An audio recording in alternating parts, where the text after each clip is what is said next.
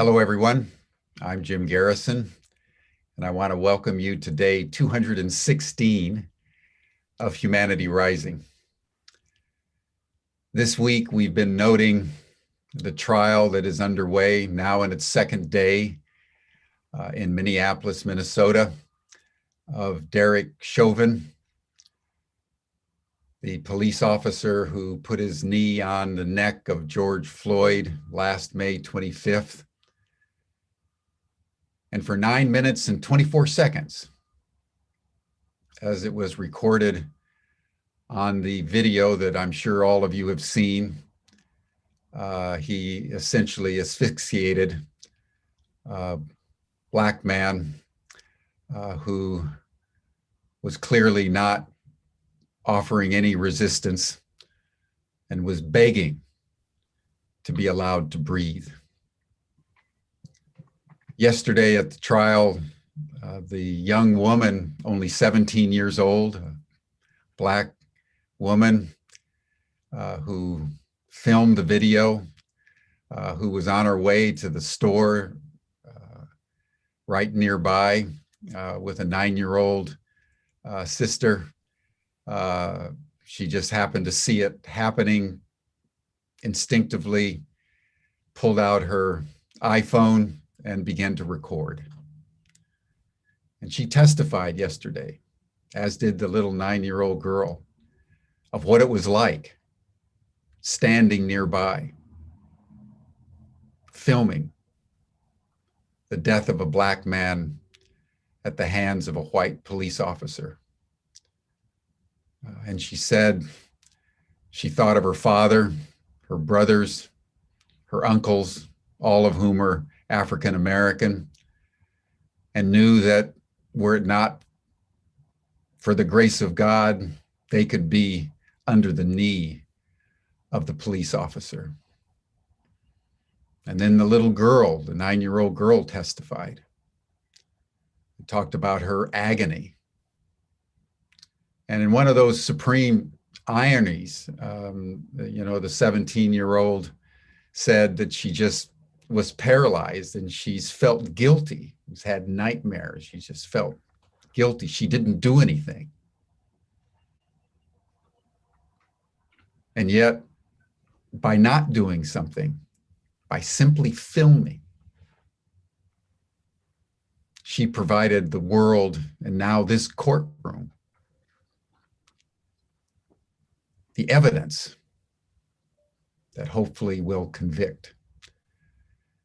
And for people to take in the importance of this trial for race relations, not only in the United States, but around the world, it should be noted that never before in the United States has a police officer been convicted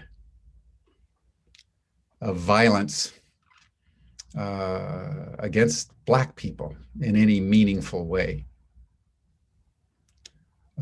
If you remember the riots in Watts in Los Angeles in 1965, Rodney King was the George Floyd of that time, filmed being beaten nearly to death.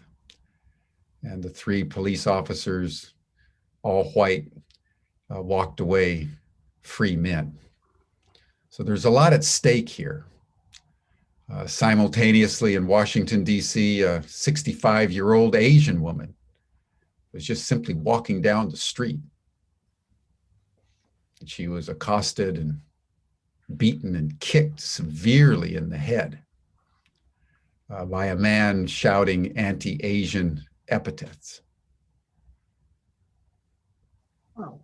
We know what's happening right now in Myanmar, as people are being beaten, people are fleeing the country.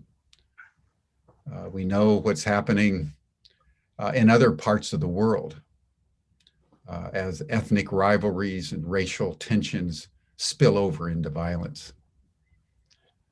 So the question before all of us, in a very fundamental way, is how do we get along and celebrate our diversity rather than feeling threatened by it? It's an extraordinary thing. We're all one kind. We're all human beings. And yet somehow the color of our skin, the posture of our beliefs is perceived as threatening by others. And yet it is our diversity that is the key to the creativity of all the solutions we seek. And so today we want to contemplate a region of the world, Europe, that has probably inflicted upon itself as much, if not more, violence than any other part of the world. And in fact, in the 20th century, Europe inflicted upon itself and other parts of the world more violence and destruction than the rest of recorded history combined, culminating in 50 million people dead. The Holocaust against the Jewish people. And then in the far reaches of the Eastern Pacific Rim, the United States dropped the atomic bombs on Hiroshima and Nagasaki. In the aftermath, contemplating the enormous of the criminality in which they had collectively engaged, Europe made a decision, unprecedented, to begin to fashion swords into plowshares, initially just with open trading around steel and coal. And then gradually, under the inspiration of Jean Monnet, the great visionary European of his day, the creation of what was essentially initially a common market that has evolved over the decades into the European Union, which has created a regional stability and peace and economic and cultural prosperity, the like of which the world has really never known in modernity. It's still fragile. Last year, the British voted to leave over a tiff over immigration. Again, this issue of race, of how we deal difference into our lives, either as a threat or as a welcoming opportunity for collaboration. So there's much that all of us can learn from Europe. So we want to contemplate this matter today by welcoming a number of people who are part of an organization on co-creating Europe that are continuing to work within the European sphere to refine the instrumentality of cultural unity and diversity. So to commence our program, I would like to turn it over to Pirja Castell, one of the members of Co-Creating Europe. She's a healer and a transformational alchemist. She's been the convener of the Conscious Evolution Summit since 2018, and she will provide our opening meditation and then commence our program today. Pirja, welcome, and I turn the program over to you. Thank you so much, Jim, for having us. And thank you for everybody joining us today, being interested in this topic. And thank you for your touching introduction. It really shook me, and I could connect to sadness in my system and also to anger, and then also to the strong wish to be part of something, co-creating really a different vibration in the field. And first of all, I want to invite everybody now into an attunement. So please, if you feel comfortable, I invite you to close your eyes or at least bring your awareness inside of you. And sense your body for a moment. And connect with this life force which is running through your system. And this life force is the same for everyone, everybody alive here on this planet.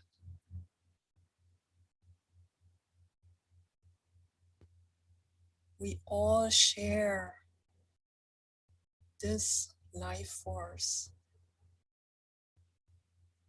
We all live in a human body. We all experience different feelings. We all are able to think and to act. And we share our vulnerability. And just for a moment, really sense into that this is what we all have in common, no matter where we live, no matter our education, no matter the culture.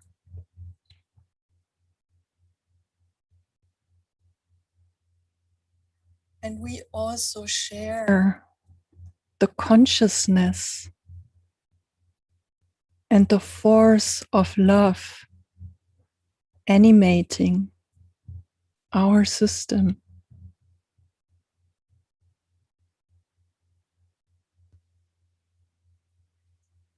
And then I invite you to imagine you being in an area where you would be surrounded only, let's say, by a large cornfield.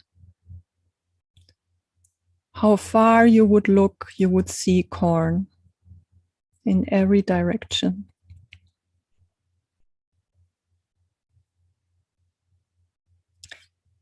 And then I invite you to find yourself in a biotope full of different trees, bushes, flowers, insects,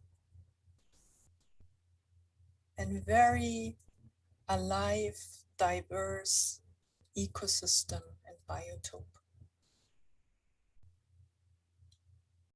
And just sense when you compare how you feel standing in the center of a very diverse ecosystem,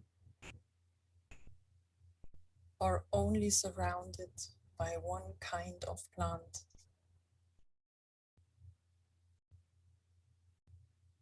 Just see where you feel more alive and curious and inspired.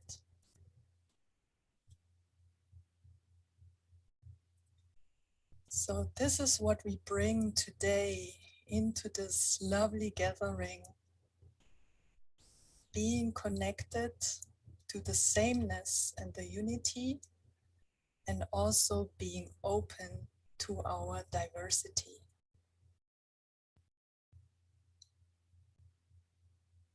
And I invite you to take a deep breath. Then you can come back into this room, into this space, opening your eyes. And I hand it over to Anne-Marie.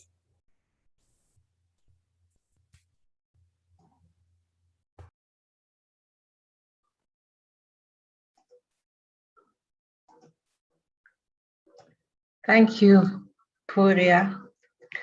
And thank you, Jim, Humanity Rising and Ubiquity University, for creating this beautiful space where we can share and get hope in this time that you are sketching, Jim, where there is pain and sorrow and heart. And there is also, like I said, hope. So we are here with fellow travelers, co-creating Europe, creating a European field of consciousness as part of the world, really believing in that potential of Europe and embracing the unity in diversity.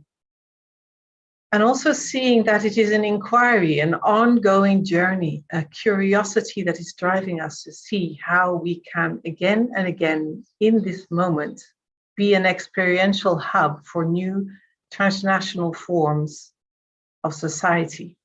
It's not that we have the answers, but we have the longing and the feeling of belonging and a strong sense that there is something that goes beyond this diversity, this frictions that there are. But what is it that is needed to co-create a Europe that is rooted in prior unity, in love, in planetary consciousness, whatever we want to call it? And we're here together with a group. Part of the group is here, of the board of Co-Creating Europe and the action team. And maybe we can all put on our videos so that we can all be visible, and not only me, but that we put it on gallery view so that we're all visible. Annette Kaiser is one of the big inspirations for Co-Creating Europe. And she will say something and we will all introduce ourselves. So Lev, you could perhaps also put on your video to be visible. And but first of all, I would like to start actually with a little video in which I am asking Erwin Laszlo, as one of the European great thought leaders of our times now, why co-creating Europe and how co-creating Europe can be possible as a source of inspiration. And then we will start in our panelist circle as that larger context that is also rooted in scientific evidence of our interconnected, interrelatedness and multidimensionality that we are as humans here on Earth within this larger context of the cosmos. So, Rick, if you could put on the video with Erwin, and after that we'll make a little round where we will introduce ourselves and come into a conversation.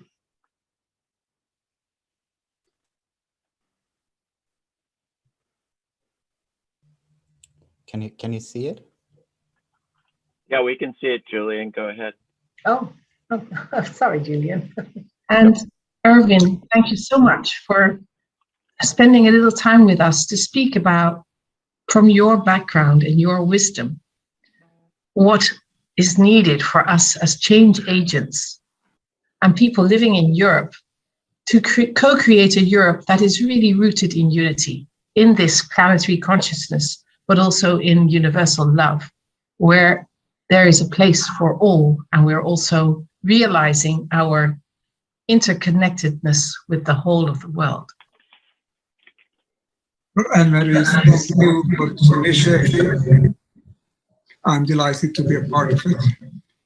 And what you are saying illustrates already what we need. Gandhi said, be the change you want to see in the world. And what you are saying reflects a consciousness which is the change that you want to see in the world, especially now in Europe, everywhere in the world, but I think Europe is a historic role. What do we need? Yes, we need that new consciousness.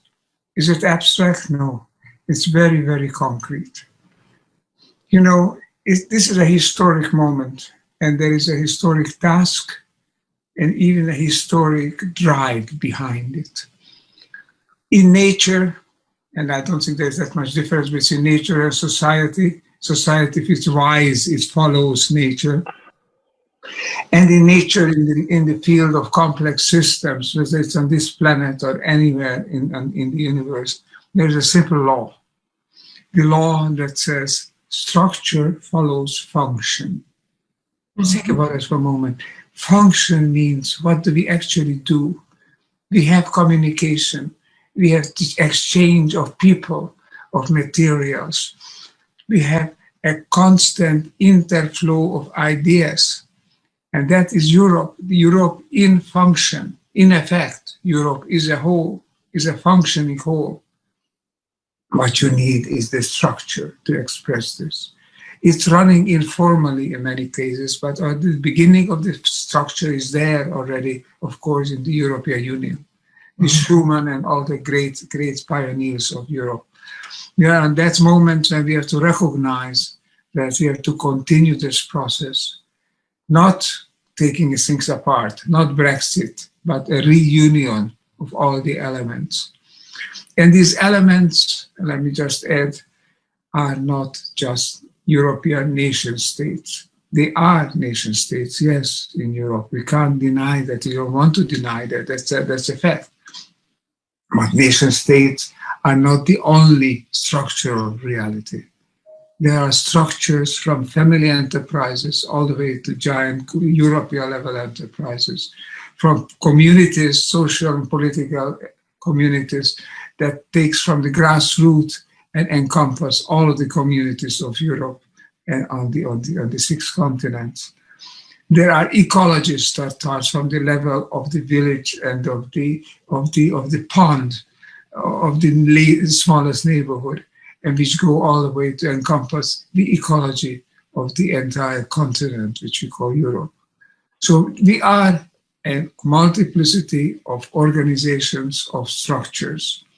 We need the unity, we need the consciousness by which we can pull it together. We need the will. We have the prompting, we have the drive, we have the impetus within us, because we are all natural beings, we are natural systems, we are all oriented toward wholeness, toward coherence. But in Europe, the immediate often overwhelms the important. Sometimes the urgent is what carries the day, and never mind what it actually serves. That has been the problem all along with our world. And this is why the shake-up, which is represented, which is created now by the pandemic, by the epidemic, that's why that is a blessing in disguise in a way.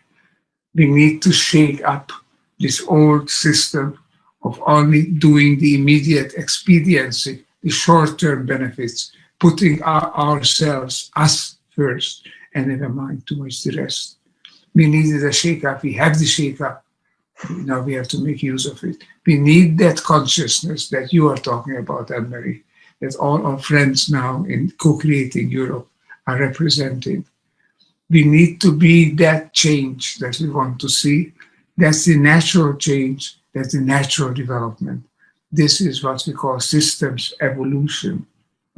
Evolution of natural systems in the world. Let's be that change. Create a Europe that expresses the function, which is real. The function is there already. So let's just make sure that we put a structure behind it so that the structure can stabilize the function, can facilitate it, and can move it to the next level. So we have a united sphere, which is not just a political union of Europe, a united Europe, which is an ecological union, which is a social, a cultural union, and the union of feeling, of love and consciousness. Thank you. I am with you in spirit whenever I can virtually. Sooner or later it will be also in person again. Yes. But this is an important initiative and you can count on me. I am with it. I want to be part of it. I feel part of it. And I have all the best wishes and desires and motivation for creating a Europe of which I can feel proud of. Thank you very much.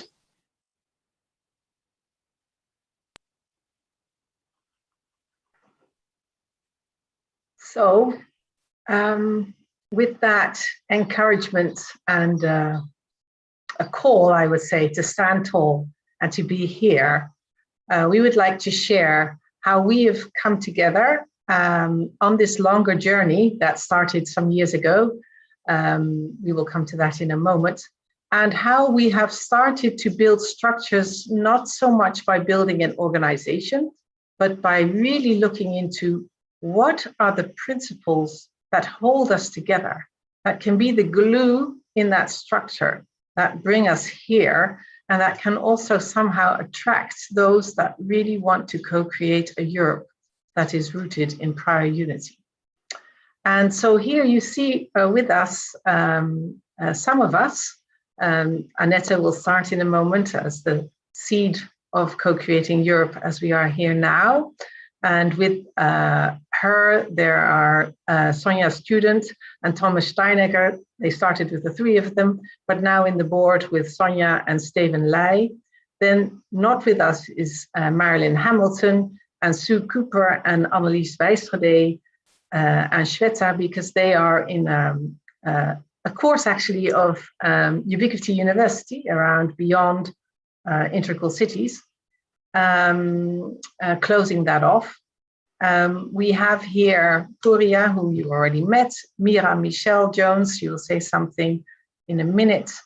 And then there is Adrian and Lev as Europeans, as part of the community that we also had. So we have a group that has been together for 8 months now, coming together weekly to see what this next evolutionary step could be for co-creating Europe. We will be sharing a little bit more about that and how that came into the strategy for 2021, and which we are inviting you in. And under leadership of Julian, who is our, well, formally he's our director, but he's just really part of the community and a very important driving force. Thank you, Julian, for holding us together in that sense and keeping the rhythm up. But first we will do a little circle, each voicing very briefly, why am I here in this space? And I'd like Annette to start. And after that circle, then Annette will also give a little bit more context, and Julian will as well. Yes. Wonderful to be with you all together here. And well, why CCE? Why here in this community? First of all, being now in presence and having a perspective out from the cosmos, you see this wonderful planet. You just fall in love with it. So falling in love is actually what I feel, why I'm here, because I love Mother Earth. And especially also because I'm born in Europe, I live in Europe. I know the history of Europe, I know the culture a little bit and all that. And I feel the potential is so great we have in Europe. Could be a nice template for humanity if we really dive into prior unity and celebrating diversity. That's why I'm here. Thank you.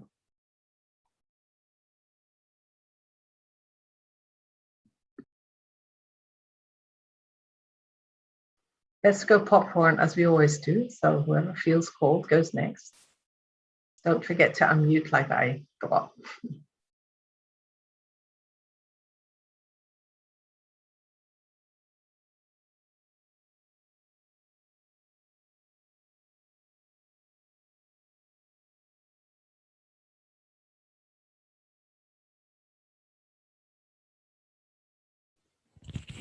Well, I'm with CCE because I've definitely found my call to action when the possibility to work in service of CCE manifested.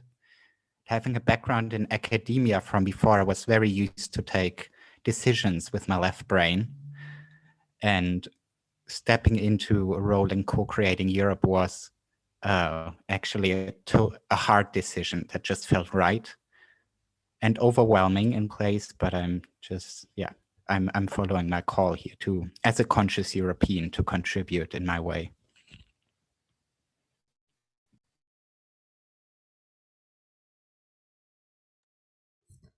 I think I'll follow my brother Julian and I'll reiterate what Annette has expressed. I love this planet and this humanity. I was born on the coast of England, and I was born on the coast looking at Europe, looking over the channel at Europe. And I've always been fascinated by culture since I come from different cultures. And having lived in Spain and now Germany, I began to really feel that Europe could use a team like this, and then it was presented. So I jumped on board because my deep caring implores me to take that step and co-create with others something even more beautiful than what exists. Thank you. I'll pick up from my sister, Mira Michelle. I live Gordon here.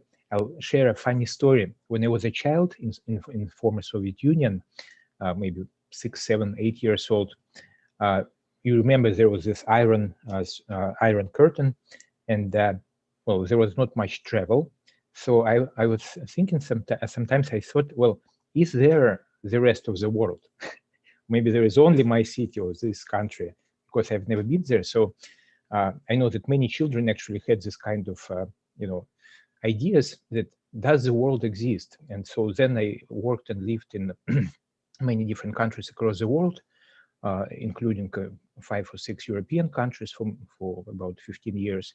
And I discovered a very interesting thing, that inside each of us, we have the same foundation, whether we are Germans, French, Dutch, English, Greek, Russian, or Slovak. And when I discovered this foundation inside myself, it became very simple and very easy and very natural to connect to any person from anywhere in Europe and in the world, of course. And this understanding that we are truly connected, but just don't recognize it up to a certain point, and many people, unfortunately, throughout the rest of their lives, they don't get this recognition. It really brought me to a journey. First, inside Russia, we created this organization called Living Cities, together with our international friends, which really is focused on unlocking this inner potential and creating the recognition inside each person of who he or she truly is. This presence of consciousness, stream of consciousness, and actually a very transpersonal presence in this sense. And to finalize my sort of quick intro, when I look at Mira Michelle or Anne-Marie or Jim or anybody who is present on the screen, or actually who is not present on the screen, it's really, I always feel the sense that we are different eyes of the same entity, this sort of transpersonal reality or noosphere, which really explores itself through our attention, through our actions. And Co-Creating Europe is a great and beautiful, actually, project where we can explore each other and explore our unity in action. So thank you very much. I pass it on to our next speaker.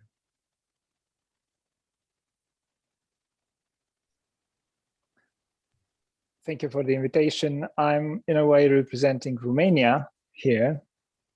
And it's nice to see you again, Annette, Mira Michelle, Julian, Korea. And thank you, Jim and Humanity Rising, for being the host of this special event. I had the opportunity to live for 5 years in Canada. I traveled in Japan, I traveled in South Africa, and all were opportunities to become aware about my European identity. I'm here because I've been invited, because I'm present. I want to be present to really listen to you and at some point to contribute to our conversation. So thank you. Thank you, Adrian. So I continue.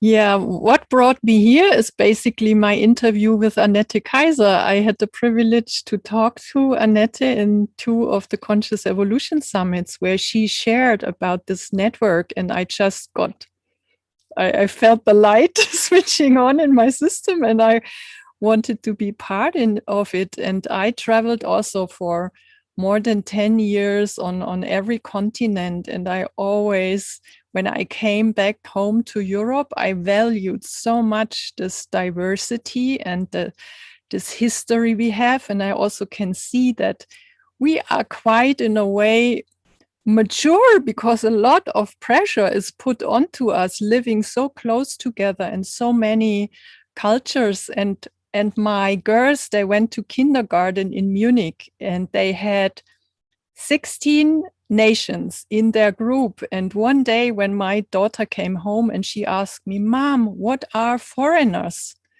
I just was so happy, because they were all the same for her. And I thought that would be so lovely if we all would just ask, what are foreigners? So this is why I'm here. Thank you.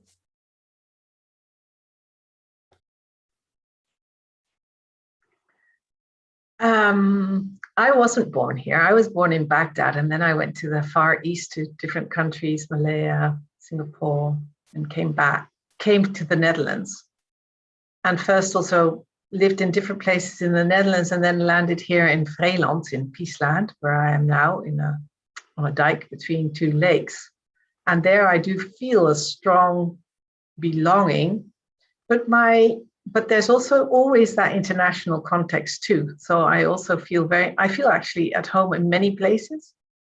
I do feel also, having traveled to so many places around the world, that Europe has something unique, yes, and also has a certain responsibility.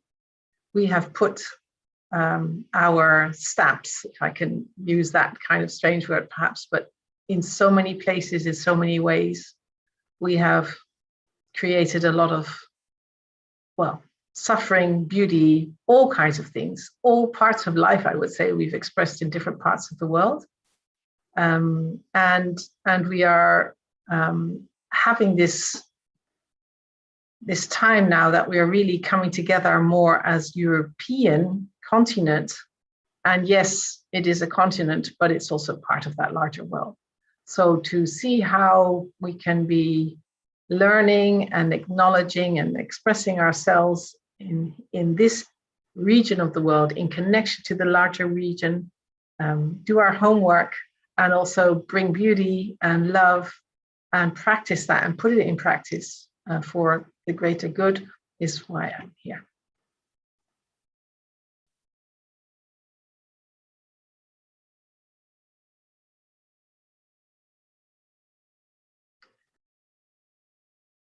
And on the one hand, I'm very curious, but that's not how this works, how all the people that are listening to us, how they are responding. But we're focusing here first now.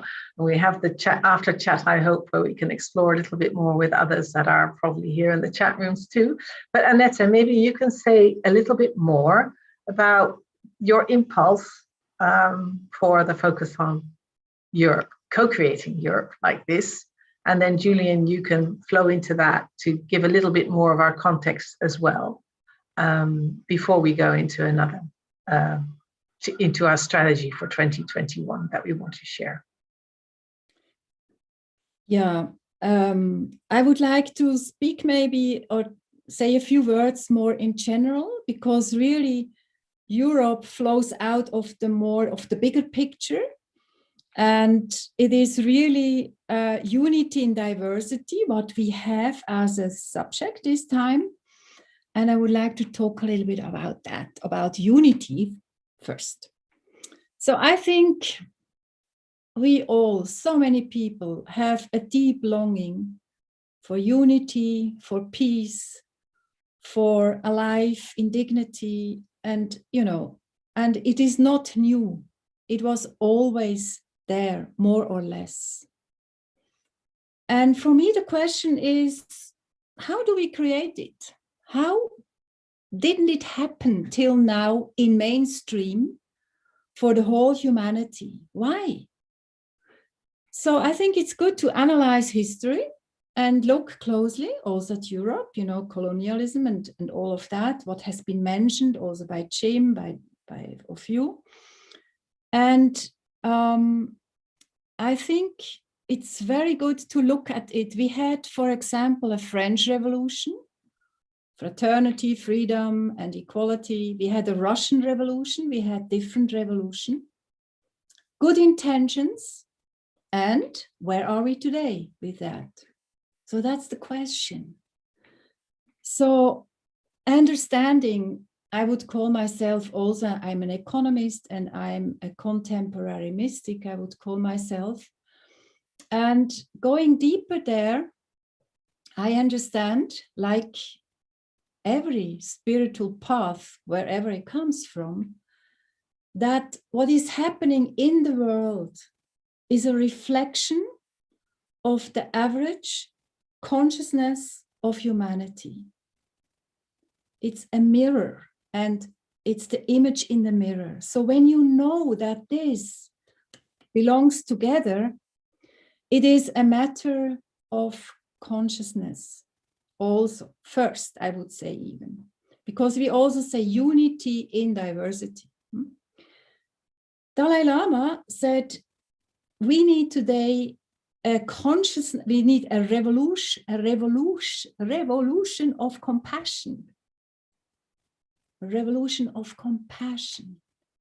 That has something to do with consciousness, with love, with being on another level of consciousness. So what is consciousness? What is consciousness? Well, is it the everyday consciousness I'm talking about? That is conditioned, that we look through a certain kind of glasses, projecting also the inner world outside?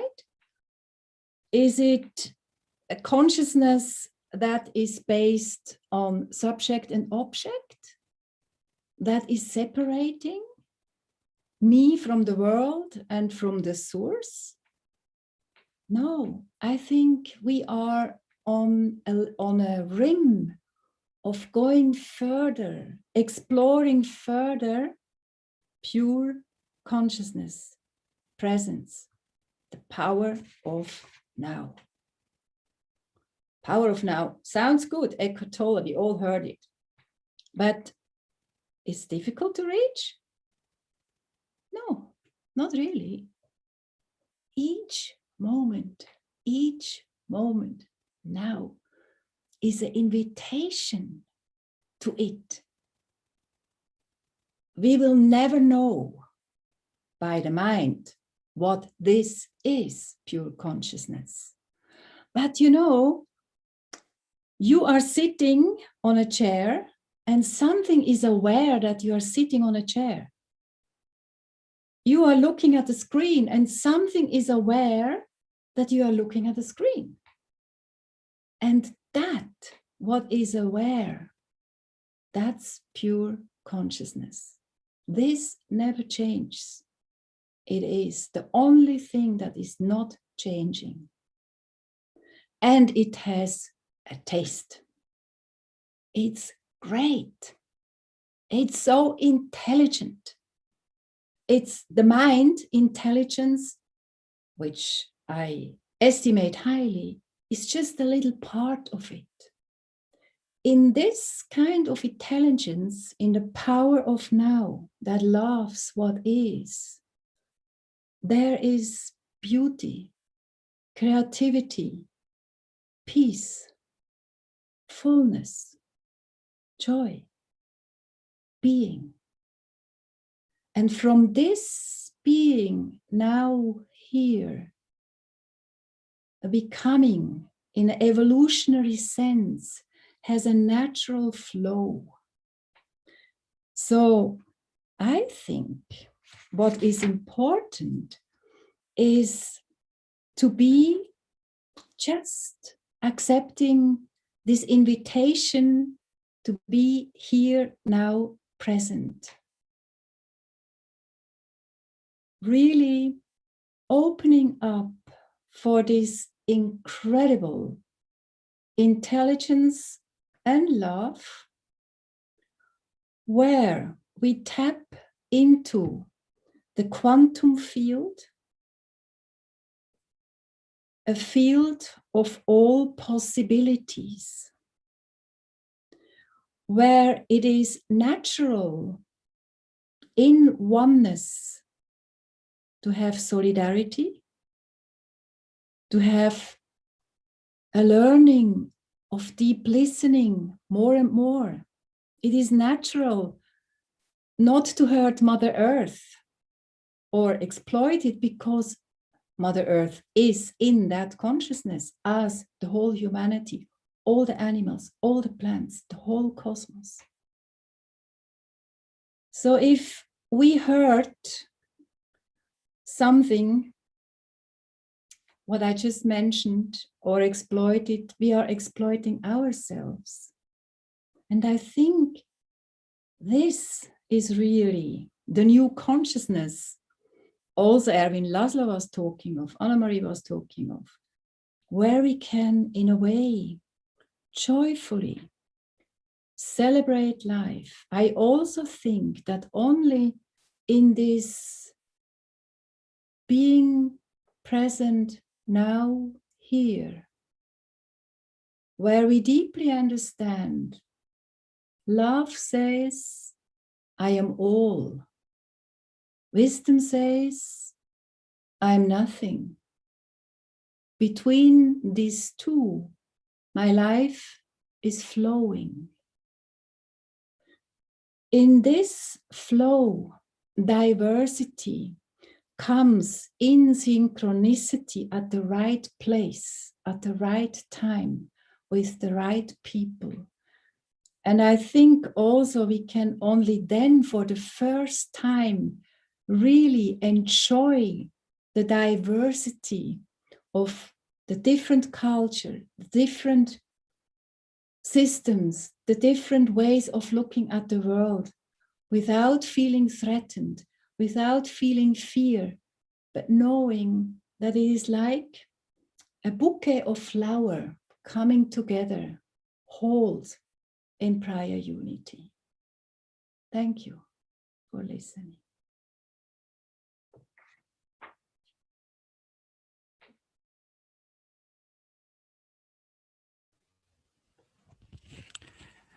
Thank you, Annette. Wow. And I would like to share a bit with all of you how we've been going together on this journey as co-creating Europe to bring together this bouquet of flowers and to bring this unity and diversity consciousness into something like a process, and in the end also in an organization that can support it and be in service. Because yeah, you mentioned history, Annette, and co-creating Europe, despite still being quite new, has its own very moved history already.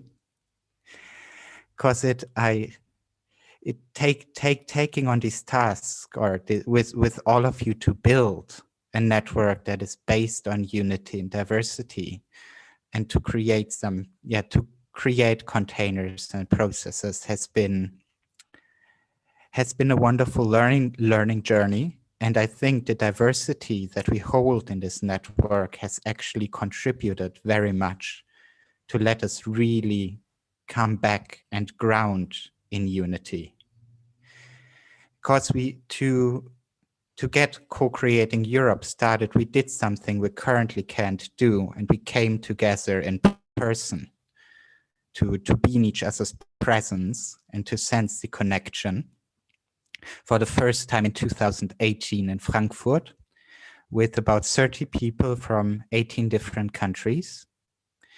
And then 1 year later in Plovdiv, Bulgaria, with about 45 people from, I think, more than 20 different countries.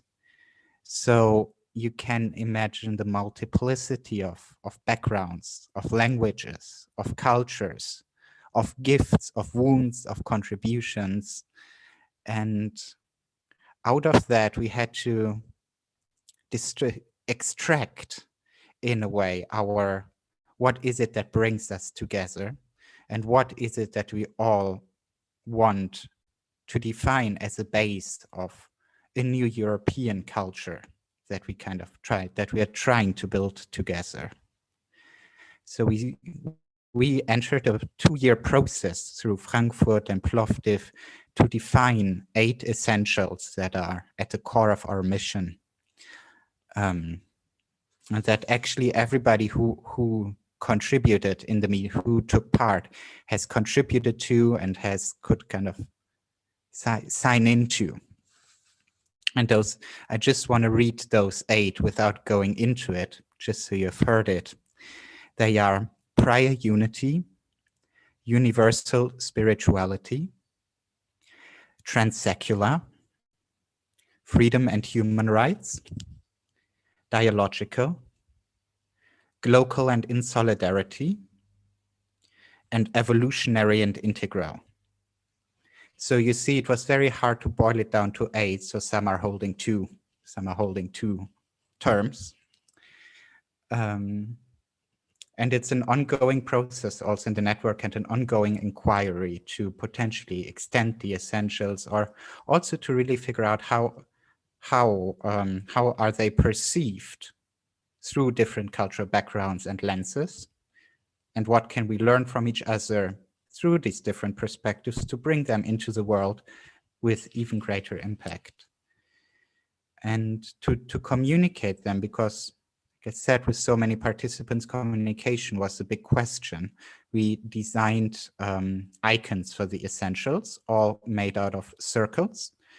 And I'm just putting the link to the website where you can see the essentials in the chat if you want to take a closer look. So after having found like our constitution, our essentials, we were thinking what would be a way we could all show up together and make our unity and diversity visible. And then Anna-Marie brought the idea of a caravan of unity inspired by Unity Earth.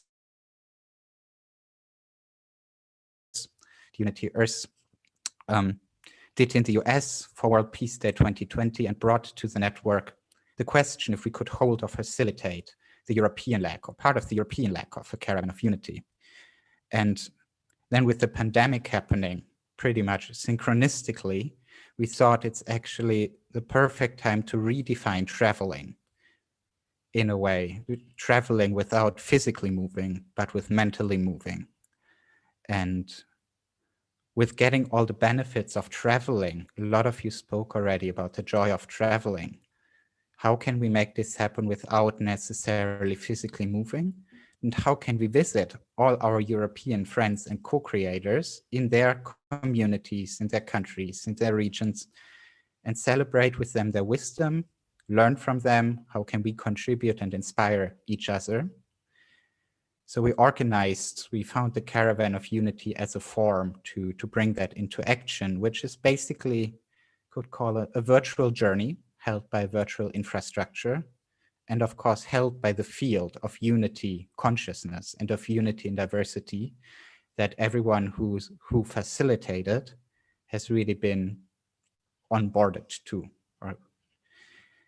So we made this happen in September with about 280 contributions from, I think, from Europe and far beyond. And it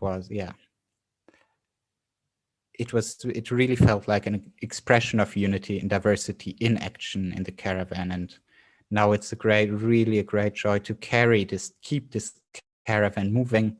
We did that very much in our action team over winter by regularly coming together and still feeling what is needed, and now also in continuous actions and continuation. So maybe this is what I want to share about the history. And Annette, you mentioned the bouquet of flowers, and I just want to share what happened to me throughout the journey with co-creating Europe. The bouquet of flowers was the central motive out of a quote from the French-Bulgarian philosopher Julia Kristeva that was headlining our Plovdiv program. And it goes like, seen from the outside, from New York, Nairobi, or Beijing, Europe looks like a beautiful bouquet of flowers. but a single flower in the bouquet has a hard time to see the coherent whole beauty of it. And it might, for me, it came, I may still not be able to see it with my eyes, but through stepping in this field of unity and diversity that we created, I think it can be felt. And yeah, I'm very, very grateful to be on this journey. We've been developing a strategy how to bring that into the world with even greater impact that we come to now. Thank you, Julian. That's a very beautiful way of indeed seeing how the bouquet from outside and from the within. So one of the things that we did after the amazing caravan with so many expressions and sharings, etc., we went into looking at, okay, how can we even go a bit deeper in order to go further, also given the complexity that Europe and the world is standing for. And as Marilyn is not here, we asked her to speak to that. We went through a whole journey. We also did a workshop with Adrian to see how we could really twist our way of looking at reality. And out of that, we came up with, in that journey, with a strategy for 2021. And Marilyn is speaking to the image that Cara Stonehouse made for us while she was listening to us from kind of like looking at the outside. What we were doing.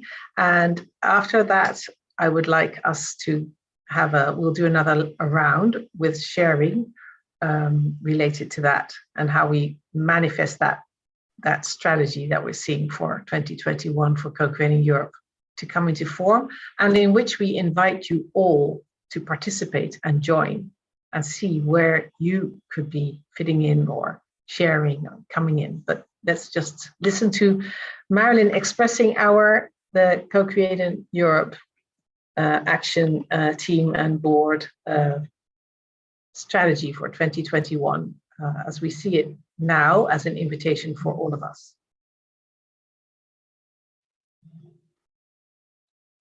Hi, I'm Marilyn Hamilton of Co-Creating Europe and also Integral City Meshworks. And today I've been asked to share with you what we've discovered in Co-Creating Europe about the 4 deeps. So let me share my screen. Here we have a beautiful image of the process that has allowed us as a team to co-create Europe by going deeper so we could step further. So what you're seeing on the screen is a pattern, and the pattern itself has allowed us to discover principles, and from those principles to use processes to continue our co-creation of Europe. So you can see that at the very heart of this image is a heart, and it is the heart of the unity in diversity.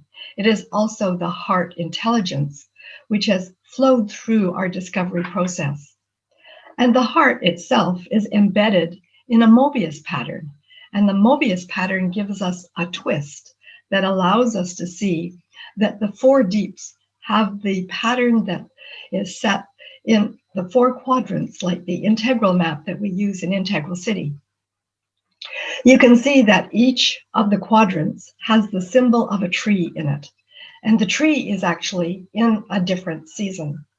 So if we start in the upper left quadrant, we'll find that the season there is one of spring, and it is the quadrant of deep listening. So here we're listening to new life arising, the regenerativity that can happen as we co-create Europe together.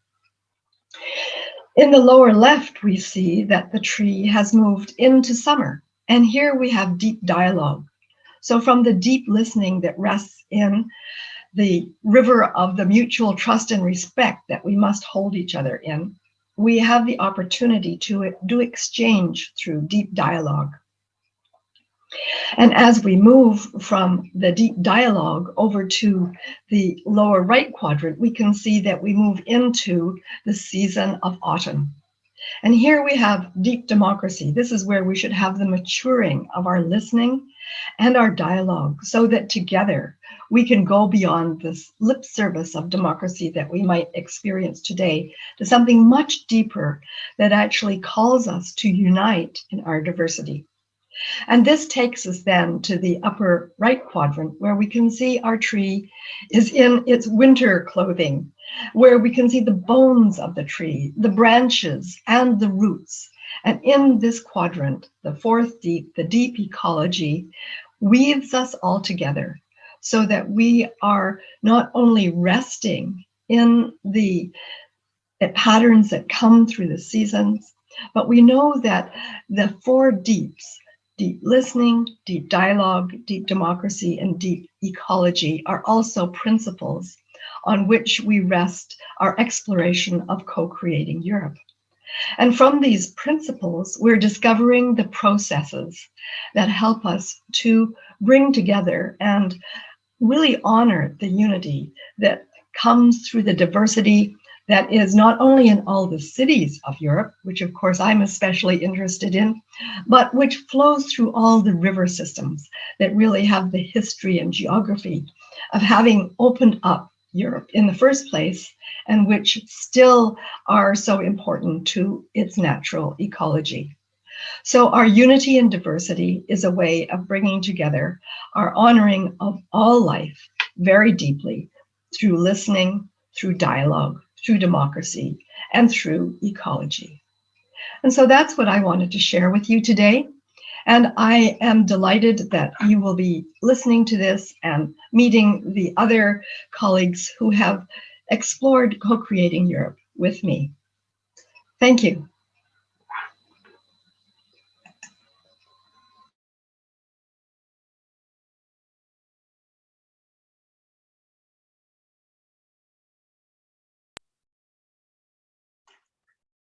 So with that, going deeper to go further in all parts, traveling around Europe virtually, in person, whatever happens, I'd like to ask us all to share what is it that we're doing in daily life that we can feel and see already contributing to co-creating a Europe rooted in unity, planetary consciousness, whatever we want to call it.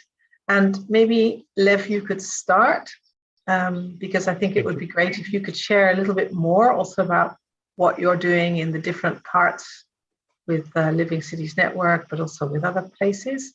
And then Mira Michel and anybody could share, but Mira Michel also, you could share a bit more perhaps, and Adrian, those that have not spoken so much, that they speak first. Also give them the time. Go ahead. Thank you, Marilyn, for being with us asynchronously. Well, I guess I'll take a couple of minutes of our time together, and it's really great to be in such a diverse group. And as I see, I have those beautiful tulips on my table, and you know, tulips in the Netherlands, they're all different colors, and they all come from the same earth, right? The same field, different seeds, different colors, and this is, and the more diverse the fields are, the more beautiful the Netherlands again is a beautiful example in spring, blooming fields. And I think that this is sort of a metaphor for me about our evolution as humanity, being of diverse historical backgrounds, whether on the international scale or even within one city. People are so diverse. When we started this movement 7 years ago, Living Cities, the idea is that the city is a living organism, right? So it's not just thousands of separate individuals, all unrelated, but it's really an interconnected ecosystem where there is a common sort of consciousness field and common purpose, etc. And we help people really discover that despite, or in addition to the diverse backgrounds and diverse views and diverse living conditions, there is something that unites them on a city level. And we work on a scale of 1,000 cities. In Russia, there is 1,117 cities. And then there are, of course, smaller towns and villages. And so we have a lot of communication programs, education programs, a lot of projects which we run in different regions, not only in Russia, but Russia is our prime sort of focus. We work with colleagues all over the world. And what we discover, and Marilyn Hamilton is a co-founder of Living Cities, and many of the colleagues today on the call are also part of our sort of network. What we discover is that through contemplative practices, what we already spoke about, people in their work environment, in their daily life, they discover this field of consciousness, which helps them go into deep listening, go into deep dialogue, go into deep democracy, and eventually to deep ecology. And so we use this sort of integral approach where we say that to make a change, well, most people, they're thinking, of course, about the outer dimension, how to improve the well-being, how to improve the health, how to improve the economy. So we we meet people where their attention is, right? Mostly in the outer things. But then we quickly help them understand that in order to improve their income or improve the ecological situation, they really need to start deep within each one of them. Then to work on the family scale, right? Improve relations on the family level with their kids. For example, I have a 4-year-old daughter, maybe she will come. And well, I'm definitely not a perfect father, and we have tensions, and I understand that in order for me to work on a city level or national level or international level, I do need to work on a daily basis with my consciousness and my state, with my wife and my daughter. And as I'm sure you all know, working within a family requires sometimes much more energy and awareness than working maybe with people from 10 or 20 different countries. So we're working on those different scales: personal, interpersonal, group, city, region, country, and then international level. We also employ this model of four voices within a city, right? The business voice of the business, voice of the administration of the local government, voice of the non-governmental organizations. I'm in Russia, but right now I'm near Vancouver, Canada. And the fourth voice is voice of active citizens. Our experience is that not 100% of citizens are active. Different research shows that about 1% are the leaders who really drive the change, and I'm sure that you see it all around you, that not everybody is really willing and able to quickly start being a change maker. About 9% of people in large social systems they quickly adapt and support innovations, and 90% for the experience we have, not only in Russia but in different countries, are really people who are focused on more sort of personal and maybe interpersonal within their family issues, and they're not ready to think about the scale of a city or a country or a planet. And this really gave us very strong freedom. We understood that we don't need to work with every person on this global scale, right?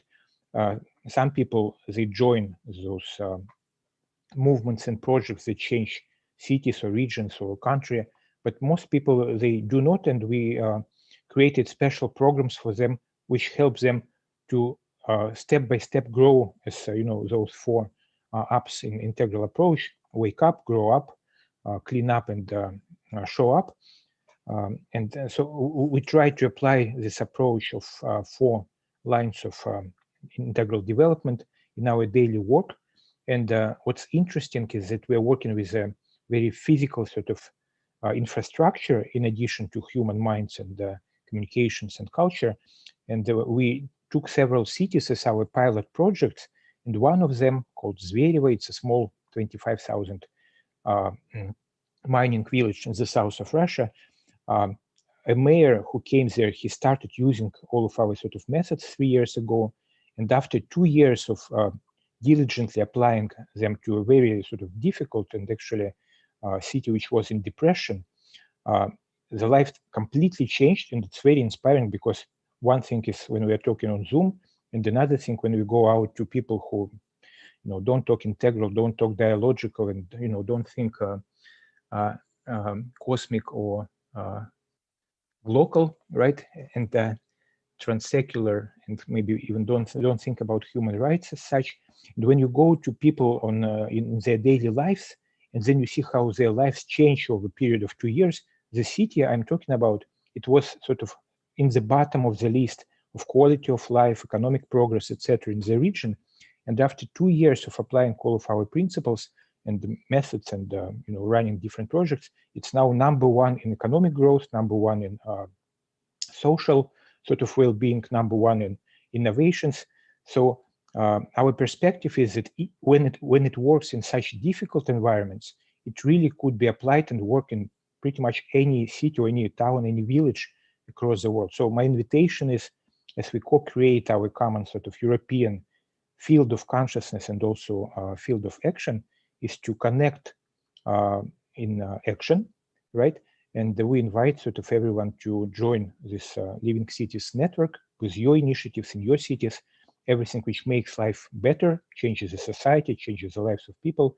We definitely could and should connect and work together, employing our different resources together and driving the economy of scale, and also learning from each other. Because my deep sort of lesson, I'm finishing right now, my deep lesson is that you find sort of pockets of wisdom and pockets of excellence in absolutely unexpected environments. Sometimes it's a small village, sometimes it's a not so visible organization, sometimes it's people who are not leaders in this outspoken way, but they have this deep wisdom or deep experience they could share. So I'm sure that the diversity of all of us, when we connect it for the common good, it really can change both Europe and our planet. Thank you very much, and I pass it on to the next speaker. Thank you. Thank you very much, Lev. Yes, very inspiring. And you have been already sharing a lot of your learnings, and we will continue to do that, not only in the caravan and in the other up convergences, but also in the co-creating field. So thank you very much. Mira Michel, would you like to share what you're doing and how that connects to co-creating this Europe we're longing for and imagining and living now already, all at the same time? Yes. Thank you. I would do that. Thank you, Brother Lev. Wow, that sounds amazing. Thank you for sharing that. Okay, so before I begin for the next 3.5, 4 minutes, I just would give us a little breathing. So take a deep breath and a stretch, what we say in the United States of America, 7th inning stretch. Come on, you can do it. Give me a stretch. Better than dancing right now. I mean, dancing's always good, but so this is how I'm going to launch into this. So how I want to connect with you all is to tell you a little bit about myself. So, and this is diversity pure, because I grew up in a very diverse household. My mom is English-Irish, right? And I said already that I was born on the coast of England. And she met my father, who is a US Air Force GI, right? And he's African-American, Cherokee, and Blackfoot Native American. So they were really breaking the mold in the mid-60s. They had such cool clothes when I looked at the pictures back then. I was like, wow, you guys were rad. So I sort of spent my life hopping from Europe, England, and California. And my parents would constantly want to have my father re-enlist to go back to England and back to Europe, because they loved being in England and Europe. And it was a bit difficult as an interracial couple in the United States at that time, as you can imagine, the mid-60s, early 70s. So consequently, they'd either be stationed on the East Coast or the West Coast and nothing in the middle, which sort of speaks to the situation of George Floyd and what's going on right now. However, growing up like that really opened my mind to diversity in ways that was very natural to me, to see people who spoke differently, who had different body gestures, who ate different food. I thought that was, really fun. So consequently, like many of my colleagues have expressed, I wanted to travel more and more and find out more and experience more, of course, like many of you that are sitting there watching. And coming into Europe, again, after being like 20 something years in the States, I found that what really called my heart was Mother Earth. And I also found out what really called my heart was women, to support women. Because I realized that many women didn't actually connect with or know about their own her story. So that enthralled me, and we began to meet in groups. And I founded the Sacred Female Rising Institute at that time. But then what happened, another layer came in, which directly correlates to co-creating Europe, and I'm always so excited about. So I'm sharing my enthusiasm today, which actually Anne-Marie started off with a lot of enthusiasm this morning. So I'm just taking that like a wave and hopefully sharing it with all of you, is that when you have a group of women and they are soul searching and they are connecting with each other in their wounds, in their woundology, and they want to open that to grow, to prosper, to reach their potential, the next step will be nature. That's what I have found again and again and again. The next impulse these women will share is like, let's get out of this room and connect with our solidarity in nature. So there we were with our solidarity, and sometimes hard-earned, you know, if you know how that is when you're a circle of sisters, sometimes you have to really earn that solidarity. So we need all the tools that all of these dear ones and all of you probably know. We need to utilize those tools and practice their tools. So there we were in nature, sitting on the earth, and then we really began to feel the pain that the earth was holding, and especially here in Europe. And that, I went through my own personal process with that, because, you know, my grandfather, my great-grandfather, they were, you know, basically colonialists in Burma, right? And then on my father's side, you have to, you know, my great-great-grandmother was on the Trail of Tears. So it was really like realizing that and mourning and accepting and going deeper. And there we were again sitting on the earth. And the earth said, you women have power, you have some commitment, do something about the tears that are inside of my body. And we actually then termed that the Cleanse Site Project. And our mission was basically to realize first that we have an intrinsic connection to Mother Earth and all of nature. And actually, we are nature. We are just nature, right?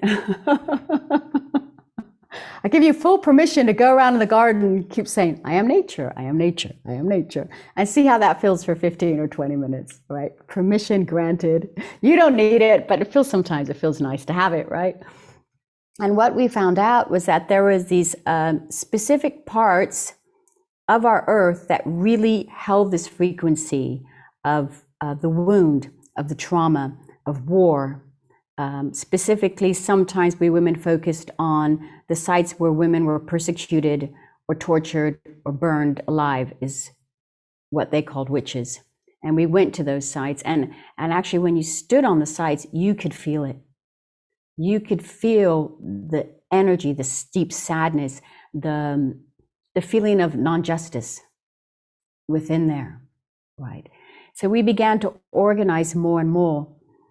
And then what happened was that I connected with Anne-Marie in Israel last year, and then we went on with World Unity Week, and I started hearing about this wonderful entity called Co-Creating Europe, and I felt to myself, that is a place that could take this Cleanse Site project onto another level and share it more, and that we have done. And we did that last year. With a synchronized site activation. So we sort of left the trauma. I mean, we weren't leaving it. Of course, we're going to be there. But we wanted to focus on the sacred sites, which are all over our planet and all over Europe. It is like a treasure hunt. It really is an incredible treasure hunt our ancestors have left us to realize that our planet has these vortexes that are there to support us and to reconnect us to what I like to call our coded wisdom. And I got that from my sister Wangari Maathai, who is the founder of the Green Belt movement, who won the Alternative Nobel Prize. She coined that phrase. And coded wisdom is our lineages. It is in our blood, in our cells, in our field. And sometimes we have forgotten. And when you go to the sites, you can feel like a condensed form of that what is. It's also in the field, of course. So we had about 89 fellow humans with the same, united intention and agreement. And I think 12 countries that came together. And we were part of the caravan, actually, that moved. So we were in cars and feet and by rivers and in sites that moved our bodies. And it was such a joy to be a part of. So that is our and my commitment and dedication to this caravan of unity. I mean, yeah, that too, but to co-creating Europe, what I went to say. And also what we are creating more together. But that is my piece that I have brought. And it's just such an incredible experience to be together with fellow humans in that pursuit. So I thank you for listening and feeling, and ciao. There's Anne-Marie. Yes, thank you so much, Michelle. And indeed, the wonder and the beauty of connecting to our places, the places in nature, but also the rivers, like Marilyn was mentioning, the flow of the rivers. We also did that when we were in Plovdiv, realizing how the ecosystems, the different ones, also the richness of the ecosystems also in Europe have also, of course, formed us as cultures, as different places where that intrinsic wisdom is rooted in the earth, and the people co-create with that, did that in the past, and how is it for us to do that now as well? And that is part of the practice that we really want to further explore, and to also understand what is necessary for ourselves to be able to hear that. So that's that part of the deep listening. So and what I think, Annette, you were also speaking about. So how can we come back into that deep sensing and co-creative space and co-create with nature? And that's also one of Annelies Wijsgede's big passions, and what she also wants to bring in this coming period of time. How can we really go into that deep listening, co-create with nature, and see how we can then come up with expressions and conversations that matter in order for us as Europeans to come to solutions that serve not only ourselves, but all in Europe and all in the world. Because, of course, I think one of the big parts that I feel co-creating Europe is offering is a safe and just space. That's the invitation to have these conversations around really also difficult topics, complex issues that we are to address. It's yes, we are very much filled with love and light and hope, and we definitely also realize the pain, the complexity, the challenges that we're holding, and it is how to come into those kind of conversations. And for me myself, I could just say one thing more, and then maybe Adrian, you would like to say something. I have really experienced in co-creating Europe that even though I practice and tend to really be sensitive and to connect to people and to see how I can see the other and be curious, that there are still so many moments that I speak from a privileged space because of where I come from, where I'm at, and I didn't realize that.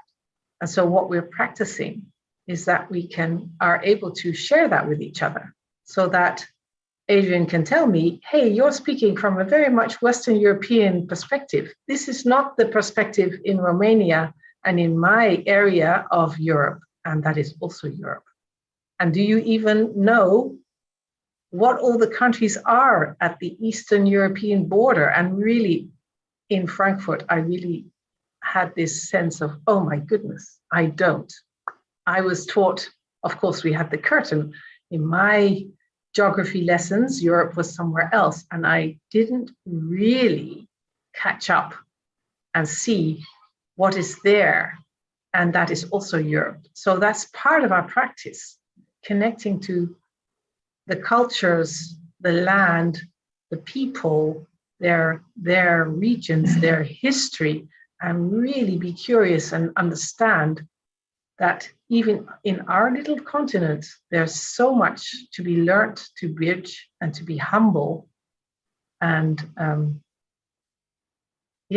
before we can come into any co-creative space, there's also already that practice to be done. Adrian, is this a good moment for you to say something? Yeah, sure, I do. And I'm paying attention to the time at the same time. Oh, yes. Oh, sorry. Yes, I forgot. Oh, that was, yeah. But yeah. I'm just going to say something about my connection with co-creating Europe.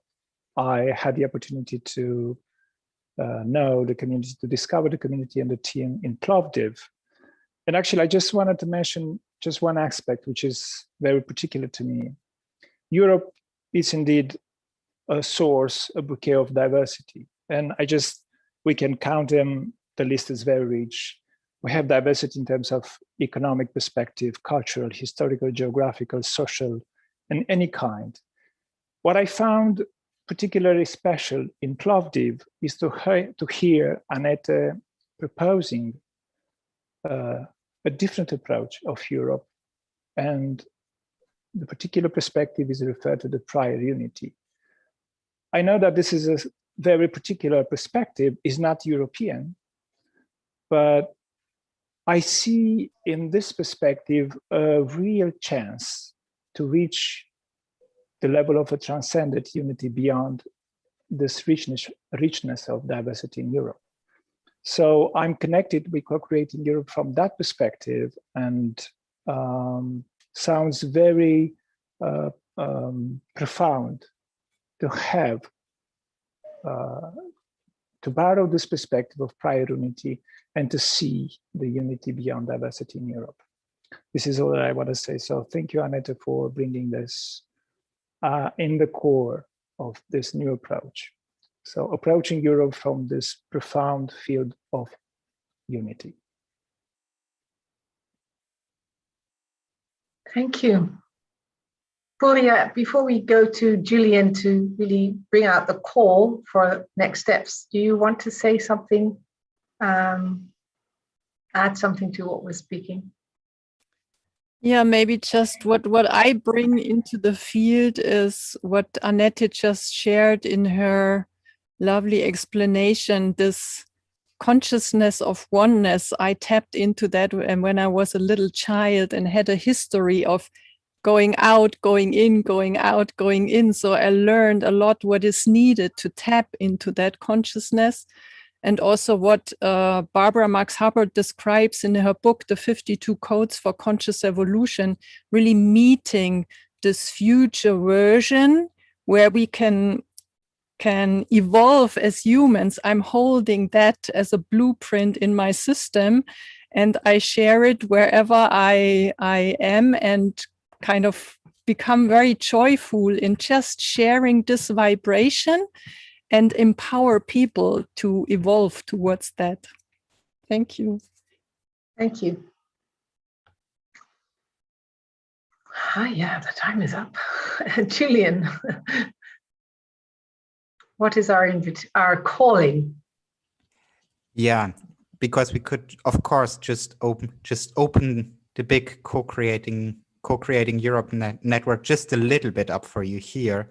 We would love to invite you to a follow-up call to join one of our community calls that is really just dedicated to get to know co-creating Europe better. And we have scheduled that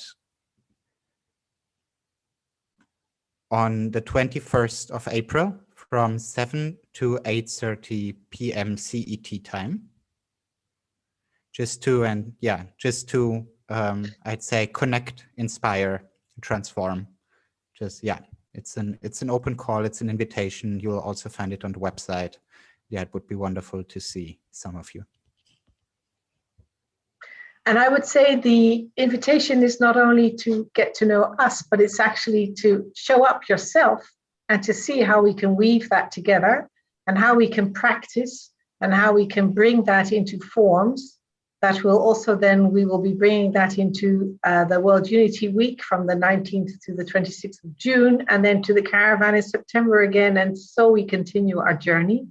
For now, virtually, but we're in some senses also in local places.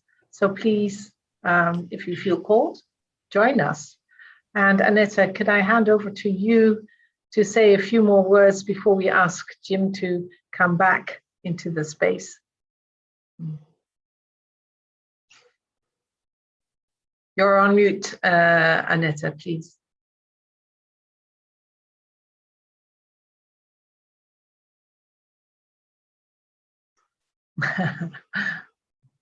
Oh, it's a little So bit. now it's Yes. yeah, maybe I would just like to invite us all to have a moment of silence, just sitting here, breathing in and out, breathing together in a way, because the air is everywhere the same, more or less in the depth, not, you know, the dirty air is also there. But breathing in and out together and feeling our deep roots, being a human being. A human being is a creator and creation. In the now, we have access to the creative force. That is love and wisdom. So we join together in this clear vision and intention how Europe and the whole world could look like. A beautiful world that our heart knows. Thank you.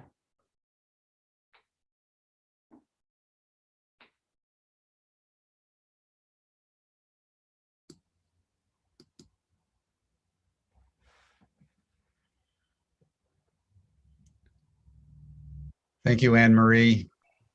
Thank you, everyone. And in particular, I want to just thank you, Anne-Marie. You have been so splendidly present and supportive for Humanity Rising since the very beginning. Many of you may recall she convened a splendid panel of women for International Women's Day about a month ago. And now this panel on co-creating Europe. And I think you folks have called it about the future of Europe. I mean, if you think for 75 years now, since the ending of the Second World War, Europe has pioneered peace among the nations, peace among the peoples of Europe. It's been bumpy, there have been mistakes, but it's been an inexorable collective journey into regional peace. And I think what you've provided today very profoundly is the next 75 years. Having established peace between the peoples, it's now imperative that the people establish peace with the larger ecosystem. And just imagine if Europe would embrace this vision articulated today of honoring human diversity and harmonizing with the natural laws and processes of Mother Nature, out of which we all have come. What a beautiful, beautiful, inspirational example of the future would be provided. As many of you know, Europe is making great strides in that direction already. Solar power, even in cloudy Germany, is being used more and more. So Europe, in fact, is well along the way of demonstrating the kind of ecological harmony that the rest of the world could usefully witness and follow. So I really want to thank this panel. It's been beautiful, it's been inspiring, it's been heartful, and it's really been a profound illumination about the sanctity of life in all its dimensions, both human and non-human. All of life is conscious. Exactly. All of life is intelligent, loves, communicates. The cosmos in its totality is just as alive as we are. In fact, we're alive because it's alive. And let us embrace that. And then tomorrow, everyone, we're going to deepen this dialogue because we're going to be talking about how we rewild humanity. You know, a lot of us tend our gardens and we're scrupulous about getting rid of the weeds, but there's a whole movement that's saying, let nature be nature. And let us allow nature to rewild itself. And in fact, let us help nature rewild itself. And that would be a really good idea for humanity as well. So tomorrow on Humanity Rising, we're going to discuss the theme of rewilding humanity as we rewild Mother Earth. So thank you, everyone. We'll see you here again tomorrow, same time, same station. 8 o'clock a.m. Pacific Standard Time in the United States and 5 o'clock p.m. Central European Time. See you tomorrow. Be well. Thank you, Jim. Thank you, Anne-Marie. Splendid session. Thank you. Thank you. And all. maybe we can go to the after chat for whoever you're all wants. welcome to the after chat. You'll see the link in the chat box. Thank you. Bye-bye. Bye.